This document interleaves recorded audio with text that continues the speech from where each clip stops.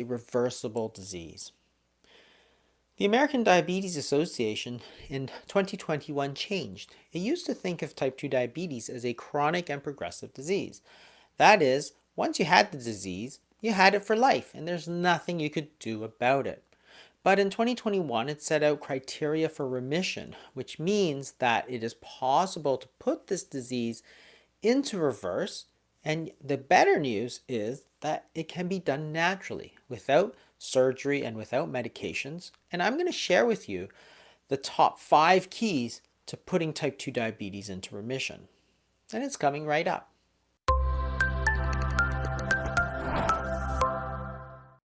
Number 1, behavior change. Understand that type 2 diabetes is not simply a genetic disease. There is a genetic component, but there's also a large component of the diet and the lifestyle. And whenever you're talking about these sort of lifestyle changes, there's a whole field of psychology that is to do with behavior change. One of the most important topics is habits. Habits are very important. There's a saying that first you make your habits, then your habits make you. If you are in the habit, for example, of waking up every morning and exercising, well, it's simple for you to keep doing so because you've always done so. Just like brushing your teeth. You don't have to think about it. You don't think, oh, today I should really brush my teeth. It's the same with any type of diet or lifestyle or behavior change. You have to build it into a habit. And there's a number of keys. Making small changes, making changes that are easily accessible to you, making sure that you sort of reward yourself as you go. But remember, if you build it into a habit, all of a sudden you're making it automatic. So these healthy changes, for example, cutting down desserts, that simply becomes a habit. You no longer have to use willpower for it, and therefore you're going to reap the benefits day after day after day. And that's why it's so important for you to build these healthy habits. You have to identify what you want to do and then build it. There are other keys to behavior change as well. And for example, journaling could be a very important thing to do. You could build that into a habit.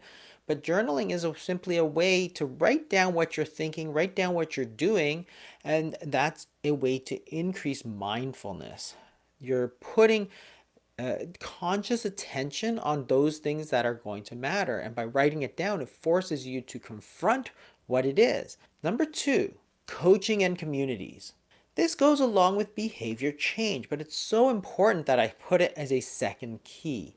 We all think about, applying willpower for behavior change, but that's actually a very small part of it.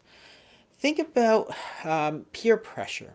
We all know that when your friends are all doing something, then you're going to be more likely to do it.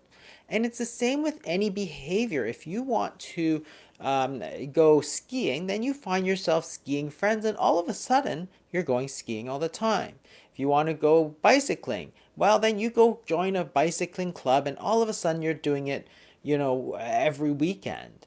But it's very hard to do that if you do it by yourself because it's less enjoyable and you don't have the support of the whole community. That's why it's so important to find people who are willing to support you. We do that at thefastingmethod.com. And coaching is sort of a next level thing to do because not only are you getting the support of your peers in the community, but you're getting an expert who's going to keep you accountable for doing what you want to do. And it's no different, for example, than people who get a personal trainer for fitness. Nobody blames them. Nobody says, well, you really shouldn't have needed it. People get executive coaches, there are business coaches, there are CEO coaches, there are coaches for everything. And there's a reason that this entire field exists because it works.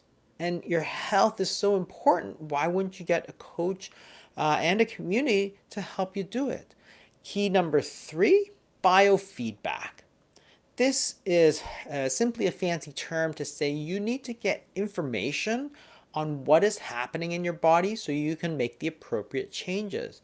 Luckily, there's some new technology that's able to help you for type 2 diabetes.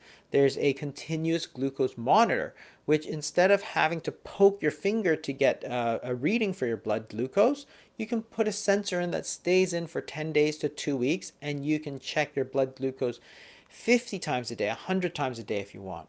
The reason it's important is that now, by checking all the time, you can actually pinpoint exactly what time your blood glucose goes up, exactly what foods will make it go up, and what behaviors might make it go down. If you find that certain foods are spiking your blood glucose really high, then you can eliminate those foods. And then you can see how you're doing on your changed diet. Is your blood glucose getting better?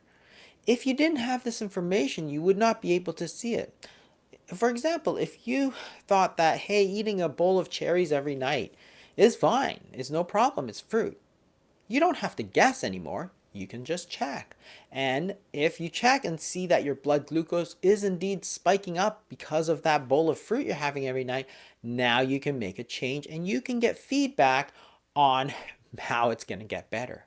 If you find, for example, that going for a walk after dinner every night really keeps your glucose from going up, you can make that change. If you find that taking vinegar, for example, with your carbohydrates really prevents that blood glucose from going up, then you can make that change. If you find it doesn't make a difference, well, then you don't have to do that. And that's biofeedback. Key number 4, low carbohydrate diets. Just remember that type 2 diabetes is a disease where your body has too much glucose.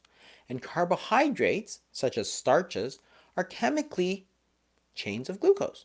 So if you're eating, for example, a bowl of rice, your body is going to break down that rice into its component glucose, and your blood glucose is going to spike very high. There's a simple solution for that. Stop putting so much glucose in your body. Your body already is full of glucose, so when you're eating more glucose and your body can't store any more of it, it's simply going to spill out into the blood. So instead, you can eat less carbohydrates. Eat proteins and fats. If you eat an egg, for example, it's full of protein, it's full of fat, but there's very little glucose. So even though there are calories there, there's energy, there's vitamins, there's minerals, there's no glucose. So stop putting the glucose in your body. Look for the sources of sugar in your diet and stop putting it in your body because your body has too much. Think of it this way. Your body is has a way to store glucose.